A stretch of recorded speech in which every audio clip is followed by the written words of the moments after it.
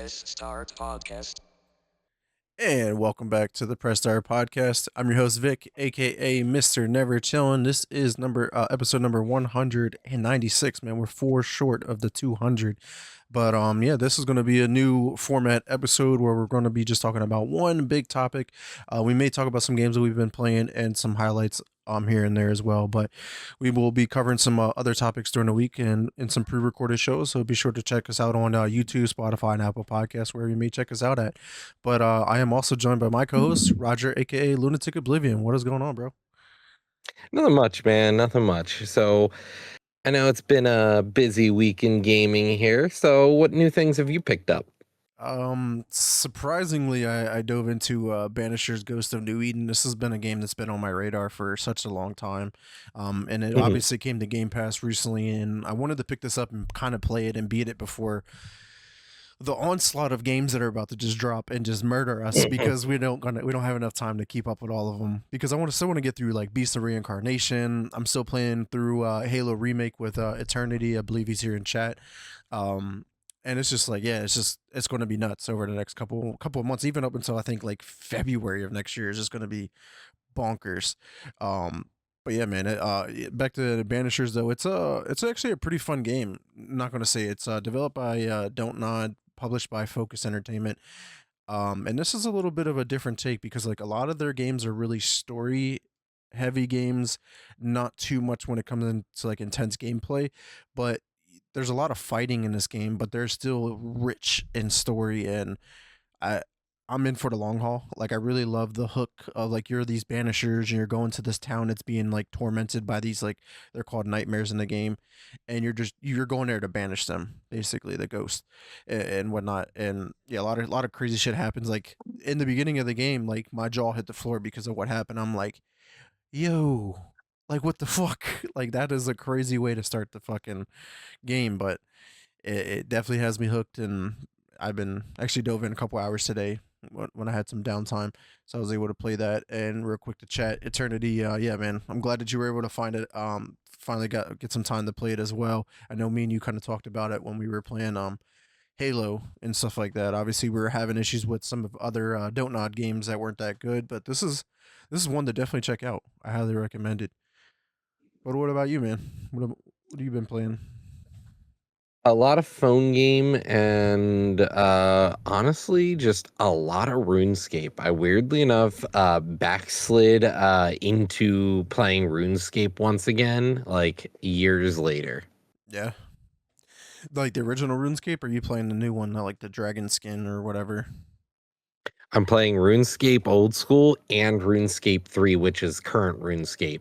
Gotcha. Not the new like RPG game that you're playing like third person, No, whatever the fuck it's called. not the sandbox game that's the trend chasing game. Yeah, RuneScape Dragon Wilds is the game that Hmm. I was thinking about.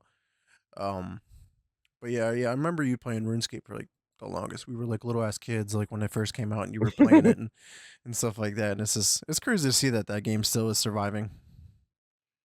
No, it honestly, they recently dropped they had dropped a post, and one of the developers like, yeah, I expect us to be able to start competing with World of Warcraft this year in terms of numbers of subscribers. And I was like, hold up, wait, what? Yeah, that's impressive then. That's their plan, is to try to actually catch WoW and potentially overtake them. And from what I'm understanding, they're not insanely far behind. Yeah, I mean that's it. That's pretty crazy to think about because like World of Warcraft is one of the biggest games on this planet, and for them to have this ambition of catching them and surpassing them, good luck. Hmm. I think that's gonna be a tough one. But real quick to chat, yeah, Eternity, yeah, man, we gotta hop back into Halo. Um, Campaign evolved. It's actually been a pretty fun experience and enjoying it. And even a couple of the updates that they've been putting out to like flesh it out has been really welcoming and whatnot. But another day, another time that I want to talk about Halo because there's a lot of issues going on um with the studios and how a game was made and the future of it. So we'll definitely have to wait and see. But yeah, once WoW drops on console, it's a wrap. Yeah, when it comes to Halo or Xbox Helix in next year or whatever year they decide to drop that console, yeah, it's a wrap. PlayStation's not going to even going to have a chance anymore. But Yeah, man. Obviously, we are changing formats, and we'll talk about games. And I think what we're gonna do in the future too is like playing new games and being able to give us like in progress reviews and maybe review them as well. I think that'll be a good time to talk about that. But we have one main topic that we're going to dive into. But before we get into that, it was the obviously the big news this week that I just wanted to highlight real quick, and that was Kingdom Hearts 4 being basically fully revealed more or less to us. And I'm gonna get the trailer up on screen for everybody to check out. This is the official Coco extended gameplay trailer from D2023. This just dropped like a couple of hours ago. But yeah, Roger, what's your thoughts on Kingdom Hearts 4? I have no perspective. I've never played any of them, but I know it's a really big franchise. They get a lot of players, and they announced a new fucking TV show for it as well. So yeah, man, what's your thoughts with number 4 coming?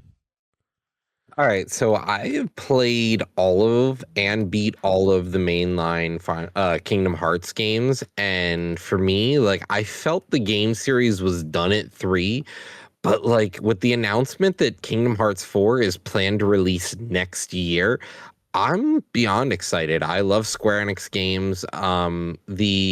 The action RPG that isn't like turn-based RPG, but like actually combat-focused fighting game. This is exciting to me. I'm excited to play this game. I can't wait for it to come out. I almost feel like going back into the Kingdom Hearts series and replaying the second and third games just because I've beaten the first more recently, but they're good games. And honestly, I hope they don't jump the shark with this. That's my biggest concern because they keep trying to wrap the series and then they're like, but wait, there's There's actually more. more. Well, it doesn't There's help more. that Disney obviously keeps expanding with like new IPs themselves, so like it adds a whole nother world that they can just explore within the whole Kingdom Hearts multiverse or whatever you want to call it, the Kingdom Hearts universe, you know.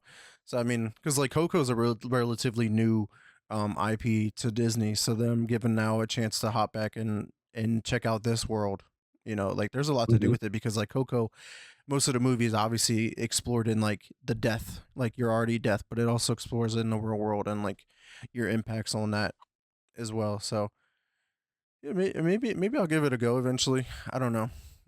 I don't know if I feel like I need to play the other three or however many games that came out before it. Do I need to play them before I play this one if I wanted to? That is the question. I honestly think you learning the story is really impactful. Like you're not going to get the full story unless you play at least 1, 2, and 3, but I'm not telling you to play all the side games, that's for sure. Nah, yeah, I hear you. But yeah, man, the gameplay it looks appealing, and it looks really silly and whatnot. And I just love the different crossovers with all the different characters within the Disney IP. Um, but yeah, man, like it is pretty crazy to also to see that it's coming out next year. Mhm. Yeah, Square Enix has been doing really well, I think, you know, with Final Fantasy 7 remake. 16 actually got off to a rough start, but cleaned it up and got a little bit better. And obviously releasing on Xbox has helped a ton as well. Yeah, Square Enix is firing on all cylinders, in my opinion. I'm a fan of Square Enix, so like I will always root for them, but like they've got games dropping all the time. Like this year we've got Final Fantasy Resonance coming out in October.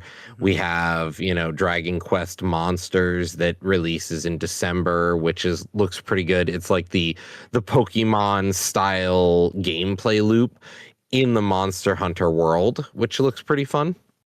Yeah, So like they've got a ton of stuff coming, and I, they've always been fun to play. hell yeah, dude. All right, so yeah, that was just a quick game that I wanted to highlight. That was just super relevant, but there was obviously one huge topic that's been just an ongoing thing, just with the whole concept of like with PlayStation recently announcing the going all digital, getting rid of the physical aspect of games. And but we talk about game preservation all the time on this show and how much it means to us. So we want to just kind of wanted to talk about Stop Killing Games, their campaign, and obviously they recently lost in like some case, but they're continuing to fight for it. But they also did join into another lawsuit against Sony, But before we start talking about like some of the stuff they've been involved with, I just wanted to kind of give a rundown from their website on like what they do. This is the Stop Killing Games campaign. It says, "We are a global coalition of gamers, consumer advocates, and developers pushing for international legal protection. Video games are increasingly being designed to require central servers to function even for single player content. When publishers decide to shut those servers down, the games are destroyed entirely. We argue that this practice is a violation of consumer rights, and if you purchase a good, it shouldn't be self destruct. We are launching formal petitions, exploring class action lawsuits, and engaging with lawmakers worldwide to end the international destruction of our digital world, digital media." And like we see the importance of this kind of stuff because we just had PlayStation and Xbox go down in the same week. I think they were within days apart. And if you owned any games digitally, you could not play a single game. None of them were not playable. And it's just like, why do we have to go into this all digital realm? It doesn't make any sense. Like, but yet every other forms of media out there, like movies, TV, music, everything, you can still buy physical media. Mhm. They haven't And gone all. physical media is on the rise too. Like one of the things that I thought was hilarious was Sony the other day was posting on their Twitter, "Hey, come check out the vinyl as on its way back in." And somebody like reposts and goes, "Sony, I thought digital media was dead and you weren't doing this anymore." Yeah, I thought it was And pretty it's like hilarious. it's an interesting thing. And like before we get too far, all right. So every year, do you think physical media is when we talk about video and video games, do you think the industry is shrinking or growing year over year?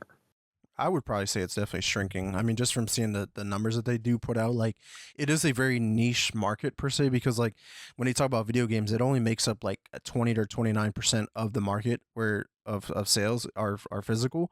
So obviously a vast majority of gamers are buying games digitally, and there is Mhm. a huge convenience. Like I buy a lot of games digitally, but I also like to buy my games physically as well, and I play a ton of games on Game Pass. That's the other avenue. So like I do love the convenience of just being able to switch games without having to get up and put a new disc in, stuff like that, but also guarantee that I can play the game no matter what if I own it is a big part as well. Like I have all my retro consoles. I have a PS2, the N64, the PS1. Like I Mhm. can pick those up and plug them in and play them, no problems. There's not a single game that I cannot play. If I have the disc or the cartridge, plug it in and play. And No as long as issues. you haven't destroyed it. Yeah, it works. Mhm. So let's also, I'm playing a little bit of a devil's advocate, but also at least giving some foundation to the No, I think I lost your sound. we good? There we go. Yeah. Yeah. So like I want to at least give uh some backing to at least the other side of this discussion. Even though I Mhm. don't agree with it, we should at least look at all sides of this. So Yeah. when do you think physical media peaked? Before What year? Netflix, before Netflix became a digital platform. Um, Okay. So what year do you think that is? let's do some 2007. That's a really good estimate. So between 2005 and 2008, there's not really great numbers for this. This is when we peaked. Like 2008, we saw about $11.6 billion in video game sales, whereas we had 16 billion for movie discs in 2005. So like then we started seeing the advent of the digital streaming platforms, and people just stopped buying them in general. These games sometimes would stay on shelves and they would end up in secondary markets marked down.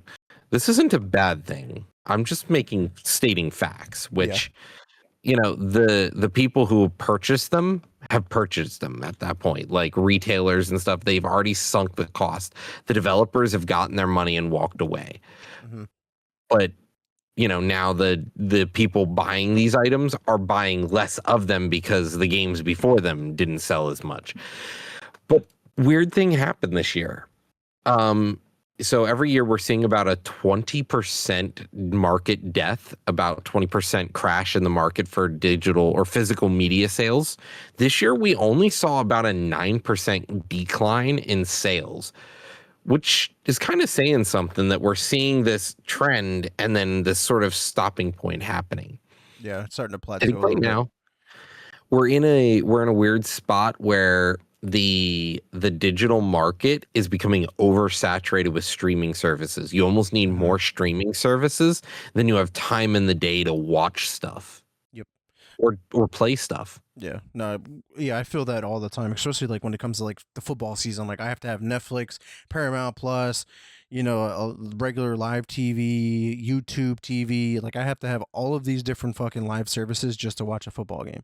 I mean, thankfully there's websites that allows me to watch it. It's illegal for them to stream it the way that they do, but yeah, fuck all that. Like I'd rather just stream it like that and then have 1,000 different services.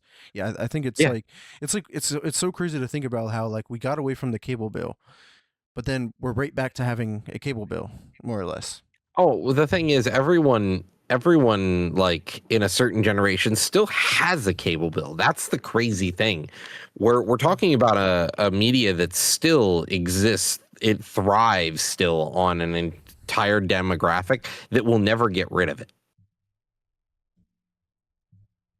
But what I was really looking for here is the fact that digital media is actually slowing down the decline. And one of the things that we should talk about here is the fact that once we go to a digital only market, we end up in a place of a monopoly, because a lot of times you can't play games that you don't buy from the store you're playing on.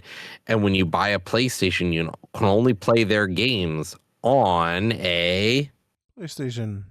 uh so then we end up in this weird spot. Do you remember this lawsuit like last year or the year before where Apple got in trouble for this? Yes, exactly. And they lost. Yeah, they sure fucking do Apple's it. bigger than Sony. Yeah, Apple's like the second biggest. Like they keep going back and forth between them and Nvidia is the Hmm. biggest company. But yeah, exactly. Like I was just thinking about, they're like, yeah, well, making let's just keep using Sony because they're the ones that were trying to eliminate physical media altogether. That means I can only buy your game then on your PlayStation Store. I can't Yep. buy it anywhere else. And therefore, like, and I don't know about you, but like buying digital games, they're always the same fucking price year after year after year after year, and they apparently never depreciate. There's that same brand new game is still $60 or $70, but for some reason at GameStop it's $20 now. Yeah. It's that we they want to be able to make more money. And the thing is, now they're also not losing as much as well, because they don't have to pay people. They don't have to make the games. They now get the retail price of the game instead of getting the wholesaler price. So if, say they're selling the game at like $30 to GameStop, they're now making $70 because Yeah. they don't have to include GameStop. They don't have to include Walmart. They don't have to do any of these other reseller markets. They're no longer a warehouse, a distributor. They're now a distributor, a sales for like a sales front. They're trying to corner the market and get as many hands out of the pot as possible, and it's anti-consumer. Hugely, like, and even like we've already seen before they made this announcement, like the whole concept of their dynamic pricing, which has been Hmm. weird because like one person it's $10 and then the other person's it's $25 and then the other person's it might be $5. It's like it should Or be the until you same log fucking in and the price. price completely changes for you. Yeah, exactly. Yeah, that was the other thing. Yeah, when someone was like, "Hey, it showed me this price until I logged in, and now it was 10 times more the price that they showed me," and I'm like, "Yeah, Hmm. that's not fair to the consumer at all. Like, you're not like, It's unacceptable. yeah, like you shouldn't like be fucking like manipulated in that sense to like think you're making a deal, but you're really not." Because you're like my friend, I'll be Hmm. like if you bought a game and I bought a game, and they're like two different prices, you're like, well, how the fuck did you get it for that price? Yeah, like there are many times where we're sitting here deciding to buy a game together, and it's like now we're looking at a moment where I buy it and you try to buy it. And I'm like, yeah, man, it's only $5. And you're like, hey, man, that's not the case at all. It's $35 actually. Yeah, And so we end up in a weird situation. and like obviously they collect data on us all the time, right? Hmm. What if they start charging, like, what if it starts becoming racist or sexist in a sense, like they start charging black people more or white people more, like whatever, and it depends on Yep. who you Or are. You're women like, more, yeah, or yep. or like based on for your economic status, like, oh well, this person apparently makes $150,000 a year. We're gonna make sure we charge him full retail, but that guy over there who barely makes any money in a year, we're gonna charge him $5. Like that's not fucking fair. It should be just straight up across the board. Hmm. That it's price discrimination, which exists very much exists in the real world, and it is something that is not legal. Yeah. So hopefully we get ahead of this in as soon as possible. But they have Stop Killing Games campaign has joined a lawsuit against Sony to move to digital only sales, and it says you won't have any choice at all, basically. Sony's decision to stop. So this is just reading just real quick from the article. Sony's decision to stop selling physical disc for its games makes a certain kind of sense from a merciless realist point of view. I'd be a hypocrite if Hmm. I was a person with the majority of my games on one platform, Steam. Shook my first head and wept for the end of physical media. But aside from the sentimental concerns, which honestly I don't hold as any less important, there's more to life than money. There's a capitalistic argument against the move, too, for both the consumer and the people who make video games. If Sony ends physical disc sales, Sony decides how much a game on the on the PlayStation costs forever. And yes, that is a very huge fucking point. Like we were just iterating on, is this like they can determine the price at any given moment, and there's no market, because a lot of things in a capitalistic world is it's based on the market. Let's use my fucking card collecting thing. My boxes of cards are dictated on the secondhand market on how much they're worth and being sold on multiple different platforms. If it's just Sony, that there is no secondhand market. There is no market that dictates it. Whatever Sony decides to charge you, that's the fucking price. There is nothing else against it. And you can't go buy the game cheaper anywhere else. Like you have to buy it from Sony. Yep. And so let me read you a definition here quickly. A monopoly means having complete control over a product, service, or market with zero competition. In this case, they have 100% control over a product, the PlayStation console. And the thing is, what they're doing is you're no longer buying a console anymore. And this ties into the whole right to repair issue, where if I buy something, like, are video games a good or a service now? And that's where we're in a weird situation. Like, a service means you only get in that time and place, whereas a good is you own it. Once you buy it, you own it until it is exhausted. The problem is, though, how do you say a game is exhausted if it's a service, like if it's a good? Like, you shouldn't be able to just like end, the usability of something like that. The other thing to keep in mind is, like, with it being a good or a service, if it's a service, I should need to know how long, like, if I'm paying for that service, I should know when the term of service ends. Mm-hmm. I don't get to know that now. Right. They just So, kind of like, go, if oh, it's over. yep. Just Hmm. randomly. Like look, we joke about Concord. That lasted what, 3 days? Hmm. But then you have games that'll last for 10 years, like let's just talk about like Destiny, like those servers eventually shutting down, and it's just like you don't know when that's even going to happen. Yep. So Yeah. we're in a really weird situation where I think we're going to have a lot of blowback from a lot of this for a long time, and it's just going to take consumers not buying into this to to give it up. Like, I'm gonna still buy Sony games until they stop giving me physical discs. I think that's where I'm at the moment.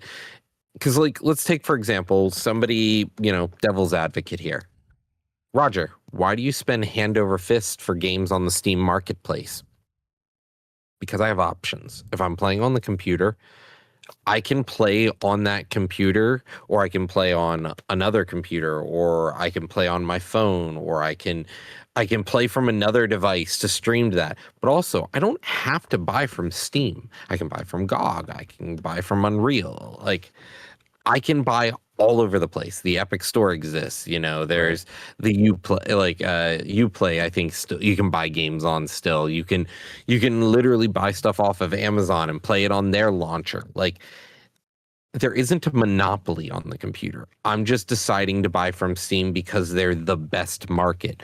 But telling me if I want to own a PlayStation and play PlayStation games, I can only play them through their digital center.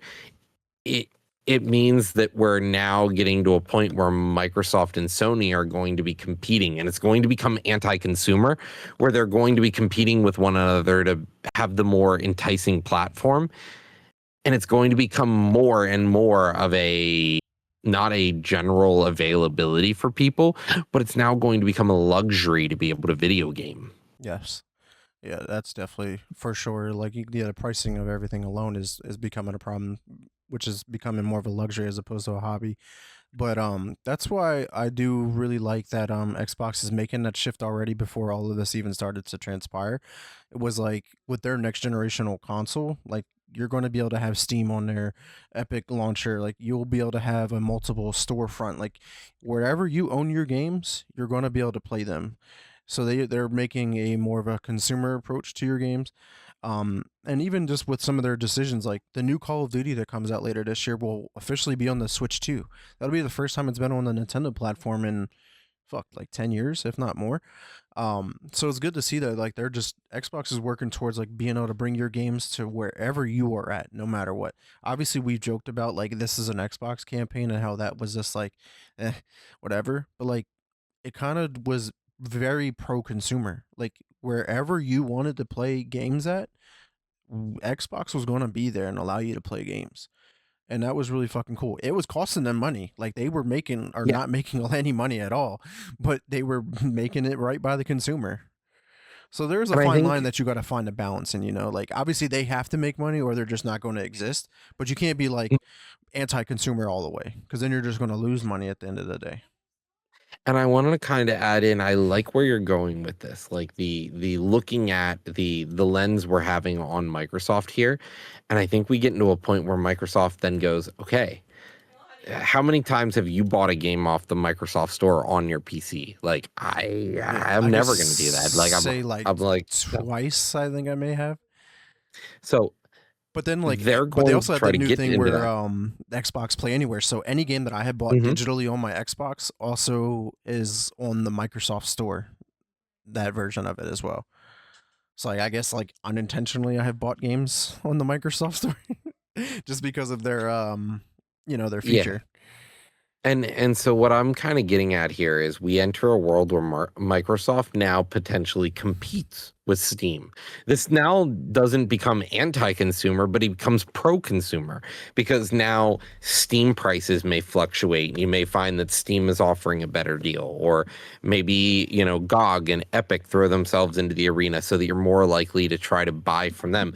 We may start seeing this moment where there are multiple stores you start buying from, and we get unified launching solutions. Like Microsoft is already working towards this, and I'm going to give kudos. Like I'm not here to, tout Microsoft or Hmm. blow their horn, but like at the end of the day, if I hit my library on the Xbox app, it tells me everything that's installed on my computer that's a game. And Hmm. it tells me what gaming library I purchased it from, whether it's Steam, Game Pass, did I buy it on the Microsoft Store? Does it come from Epic or Hmm. where am I getting it from? It tells me. We're going to start seeing this world where we have a unified launcher, and computers become the dominant thing for everyone. Like, yeah, everything's an Xbox, and that's awesome now. All right, it But just works. Sony's just like, what if we don't? Right. And they just don't care. Like they've already said it. Like they don't care if people stop buying from them. They're still going to make more than enough money that they don't even care.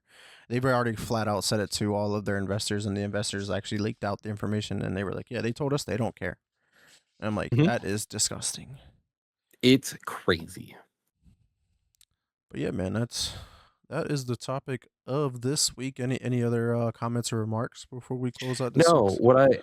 What I'd love to do moving forward here is with this new format, we invite you guys to give us your thoughts, your comments, right back to us in the comments of the video or wherever you listen to us at. Come out, show up at the show, because we can now more engage with the audience because our show won't run long.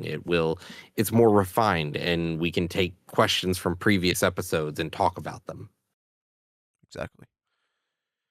Cool, man. Well, that is all we got for you guys this evening. And Roger, where can the community find you at, man? You can find me here or on Discord. My username is lunatic_oblivion. And of course, you can check me out at Twitter at MrNeverChillin_. Facebook is Vic Brubacher for any questions, concerns, if you want to come on the show. I do game on Xbox mostly at X Never Space Chillin. PlayStation is VBrew24. That used to be my old gamer tag on Xbox, was VBrew24. But obviously, I've been playing a lot here on PC as well. We've been playing a lot of Counter-Strike and enjoying that. Maybe I'll hop on after this for a match or two. But yeah, man, we appreciate everyone. And until next time, peace.